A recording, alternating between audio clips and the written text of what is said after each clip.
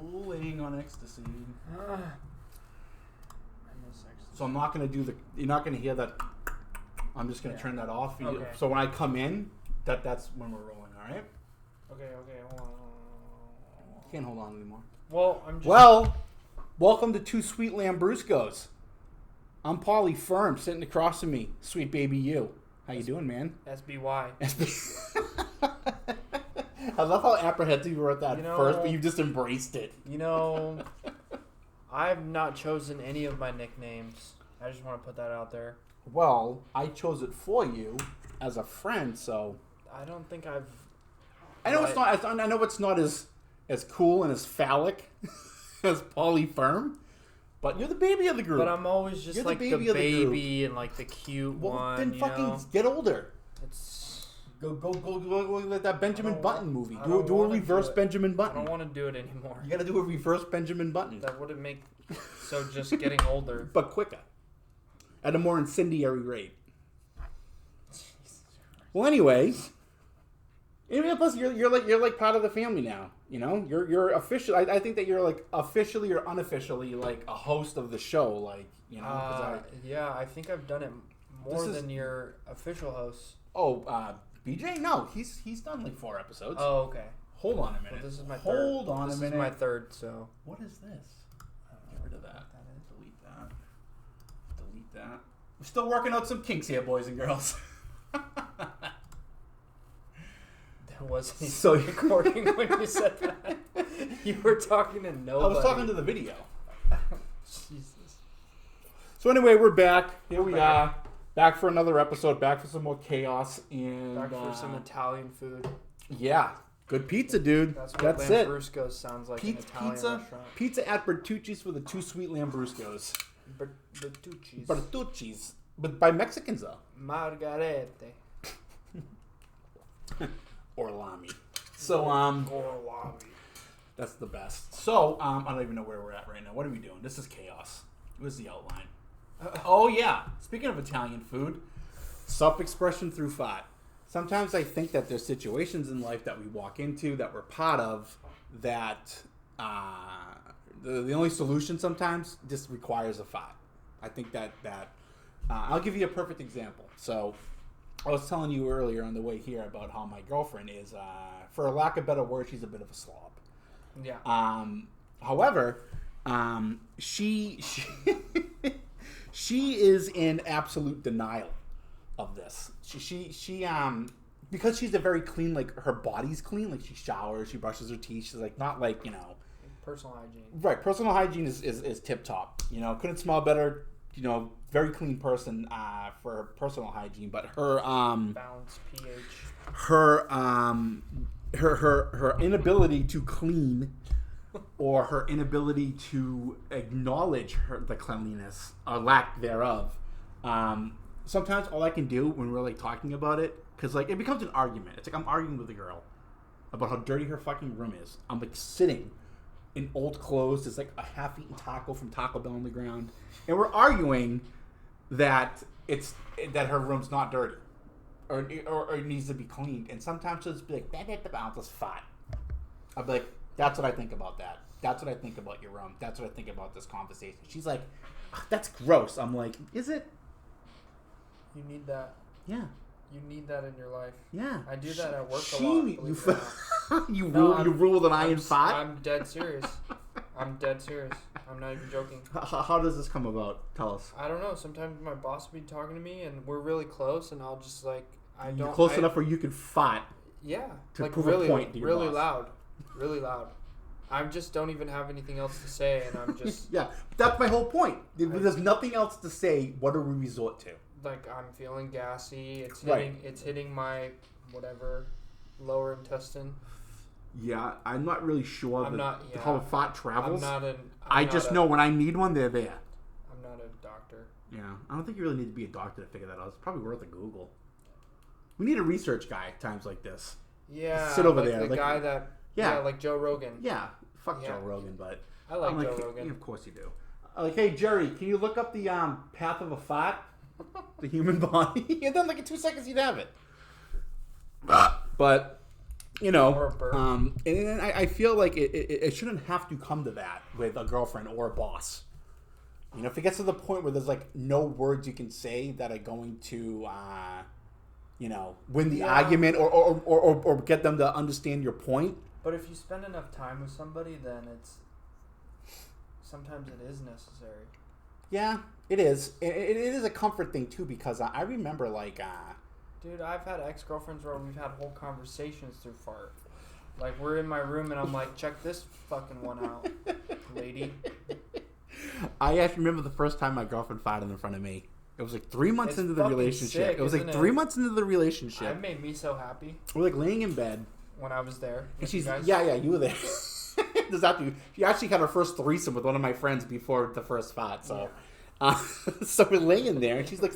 She's all happy, and then she's like this. And I'm like, what? She's like, nothing. I'm like, what? She's like, I have to fart. I'm like, well, fucking fart. And so she's like, you're not going to think it's gross? I'm like, I farted on our first fucking date. Just fucking fart. And she's like, yeah, well, I'm not gross like you. I'm like, will you just fucking fart?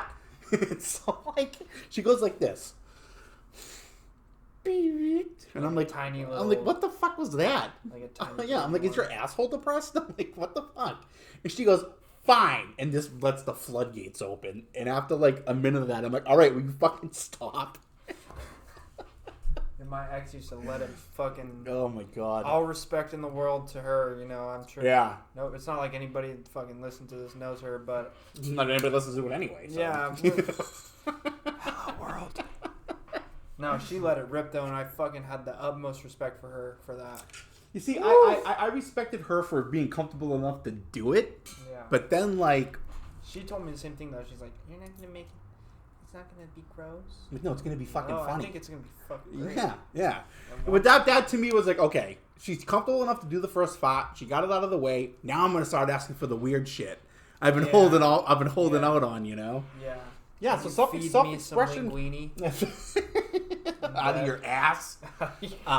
So now that we got that, so it's important. Well, because we're talking about farts. I'm talking about your ass. Okay, we're talking about farts, and we're talking about taking that as a sign to ask for the weird shit. And then you say, feed me linguine. That's not fucking weird. That's not the shit I was waiting to ask her. Feed me linguine. No. I want to be able to do stuff to you, like your face, your vagina, and your butt, and like... Out of your ass. Yeah, out of your ass. All right, let's move on. What do we got next here? All right, so we just went to a restaurant and ate. That's a fucking thing, I guess. For Shuskis. And Frambushkis. And there's been it's still very limited time spent in actual restaurants for me. You know, since COVID and just, you know, with everything that's still going on, so I don't really go out to eat that much. I usually just get takeout, bring it back here, or whatever. And it made me think, like, what's the worst experience I've ever had in a restaurant? And there's two that I could think of. One of them was my own fault, and the second one, which it's like Zach's still here. And the second one is... I hope your fucking little microphones pick that up. Oh, it picks it up. Sweet. These are condenser mics. These are good. Sweet. Yeah. Sorry, keep going. No, it's okay. The second one was the drunk hostess. Yeah. And it wasn't like... I actually thought it was pretty funny. But, I mean, this girl was just, like, out of control. You know? So... What was that? This was in a town called... I think it was... I want to say Cicero, New York. It's like 20 minutes south of Syracuse. Oh, yeah. So I went in there with a buddy of mine, and the place was like kind of like half full, not like too busy. And the girl's just standing there. We walk in, she goes, "What do you want?" And we're like, "A table?" She goes, "Yeah, fucking whatever, sit down." And we're just like, "All right." Whoa. So we go and sit down, and apparently we sat in a section where like we weren't supposed to sit because like this girl just got like triple sat or whatever. Yeah. And like we sat. sat. White? Yeah. No. Just because the hostess wasn't doing her job. Okay. And because we were white. I thought okay. But the hostess wasn't doing her job, so this waitress like that did not have that section comes over and she's like fuck it, and like took our order, like came over and addressed us. So those two waitresses like get into an argument like over by the soda station. They're like yelling at each other. the hostess is up there like, will you bitches fucking shut up? And we're sitting there and we're like, my buzz. we were like, dude, we're like, should we stay? I'm like, I'm not fucking leaving. This is awesome. And so I get up, I go over to the soda machine where the girls are talking, and I'm just like, what's going on, girls? They're like, hi. And they're like arguing. I like, get scoop the ice, get 2 drinks with my friend and I, bring them back over there. And the hostess is like, yeah, fucking rock on. Get your own shit. I don't give a fuck. She's just like, fucking hammered. So, and my buddy was like, dude, he's like, she's kind of cute. I'm like, dude, if you ever wanted to fucking fuck a girl, this is your chance. I'm like, that girl is down for whatever. She is fucking bout it. And so he goes over there, and he's like, hey, she's like, what's up? This fucking drunk dude. And he's like, what are you doing after work? She's like, I'm gonna fucking quit, like 20 minutes. There's no manager anywhere. Like, there's no controlling this chaos right now. And so, who was the manager? I don't know. And but I remember thinking, I'm like, okay, yeah, this is kind of funny, but I'm fucking hungry. Yeah. Like, I need to eat something. Can I fucking order some linguine? So I just walked into the kitchen. I'm like, hey guys, as you can see, there's chaos. Yeah. I'm like, can I just give you guys money, make us like a couple burgers to go? And the cooks are all like sitting back there, like drinking. They're like, really, dude? I'm like, okay, so this is like a restaurant-wide thing. I'm like, you guys just don't give a fuck. And he's just like, no. I'm like, all right. I'm like, well, this is like the only restaurant you realize in like a 20-mile radius because it's a real small like farm town. Oh. And they're like, yeah. And I'm like, just make me a fucking burger, dude. And so I'm back there like hanging out with them while they're making the burger. He's up there trying to like mac the hostess. The waitresses are crying. People are getting up and leaving and shit. And so this was the best part of the story. So we're like I'm in the back with the cooks. My buddy's macking the hostess. People are leaving. The waitresses are fighting, and this guy walks in, and everything kind of gets quiet. And he comes into the back and he looks at me. And he goes, "Who are you?" I'm like, "Rosie." He's like, "Oh." I'm like, "Who are you?" He's like, "I'm the manager." He just goes into his office, and I'm like, holy shit. I'm like, is this really fucking happening? And then the cook goes, here, it's going to be $12.95. And he puts the burger down in front of me. I give the dude a 20. I'm like, all right. And so I was getting ready to leave, and my buddy's like talking to this girl, and she is just like verbally abusing him. Like, she's being so mean to him. She's like, I'm not going to fuck you. And he's like all embarrassed and shit, yeah. And then she goes, all right, here's my fucking number. And she goes, give me your hand. And he takes his hand, and she writes, like, eat a dick on it or something. He was so upset. And he didn't get any food. They only made me one burger. So I'm, like, eating the burger in the car ride. He's like, you never should have told me to talk to that girl. Could you smell the alcohol? Was she actually drunk? Or she was just fucking like hammered. Okay. She had a fucking, like a tumbler. Yeah. Yeah. Like a little flask. Yeah. And she was just up there fucking getting drunk. I've sadly been that person. That restaurant is still open. It's still crazy. Operating. Yeah. Probably I never. It's in Cicero, fucking New York. But the thing is, the reason why that's important that I mention that is because like within like a 40-mile radius, like outside of Syracuse, that's like the one restaurant that's on the way. Yeah. So they do good business. Yeah. So maybe they're open by necessity. I don't know. Yeah. Doesn't matter. They still just clean up. Right. And the other one was I was bartending, and I was fucked up. I was drunk, and I had taken something. I want to say it was like oxy or morphine, and I was all fucked up. Oof. And like after like an hour on the shift, I had like this couple come up to me, and they were like, "Hey man," they're like, "We come here a lot. We're never coming here again. I want you honestly." I don't know if you're going to this is going to sink in your head, but this was the worst, not only experience of our life, but worst restaurant experience, and it is directly because of you. And I'm like, fucking sweet. I'm like, wow, that's an accomplishment. You guys like, fuck you. I'm like, fuck you. And I fucking picked up like a wet, like, bar rag and threw it in his face. And this other woman got it all on video. And she came up to me and she was like, hey, honestly, I think that guy was a dick, and this is fucking hilarious. I'm like, send it to me. She sent it to me and shit. I posted it on Yelp, and I'm like, come into our restaurant and fuck with me. This is what you get. Fucking like, dude, man. my boss had to do so much damage control, and he never fired me. He didn't fire you? No, Wow. I worked at that point. I've been working there for like 2 years, and he was just a dude. Like, we just had a really good relationship. Don't get me wrong. He was like, dude, I'm really fucking disappointed in you, and I should fire you.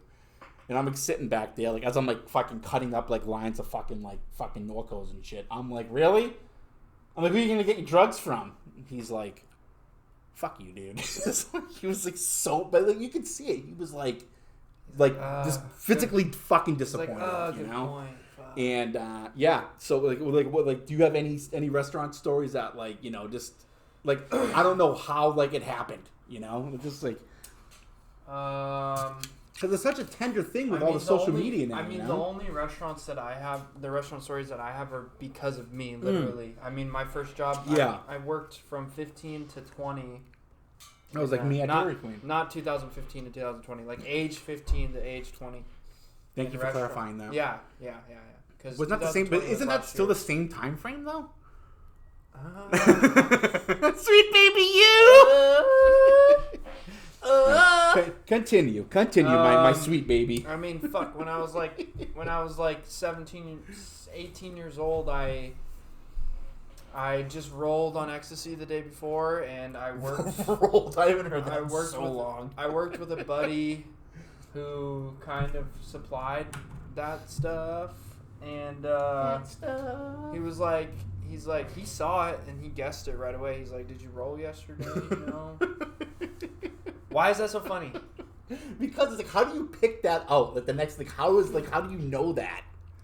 It's weird to me. Because the dude was. I've never done ecstasy. So. The dude was a drug dealer. You've never taken ecstasy? Well, maybe like not like voluntarily. Okay, well. I may have had MDMA or something. How about let's have an educational moment real quick. The reason they call it rolling on ecstasy or rolling on MDMA is pay attention. This is important. The reason. The reason that they call it rolling on ecstasy or MDMA is because your eyes tend to do this weird little fucking involuntary REM action and involuntary rapid eye movements. So they call it rolling. Anyway, Limp Bizkit called it rolling. So I have long story short. They have no credit. Long story short, the dude gives me like half his Xanax or a quarter of his Xanax, but it's my first time taking any kind of benzo. Mm-hmm. And I got so fucked up. I mean, I'm already tired because I was up all night on fucking amphetamines and fucking MDMA, right? Yeah. And, I mean, people were calling to place to-go orders, and I was forgetting what they said directly after they fucking said it. Yeah. And luckily I worked with my good buddy, and I told him, hey, man, you need to take this over because I don't know what the fuck's going on. Why don't you just go home? I don't know. That's a good point. I think I was having a good time, honestly. Yeah. I just liked being fucked up places, It's funny that your buddy gave you that like half a Xanax or whatever. Like, did you I don't know if it was that episode you were on, but I had a buddy that did that, but I asked for Xanax and he gave me Viagra. And then like a month later, I asked him for Tylenol because I had to go take a final and I had a hangover, and he gave me 2 fucking Dilaudid's.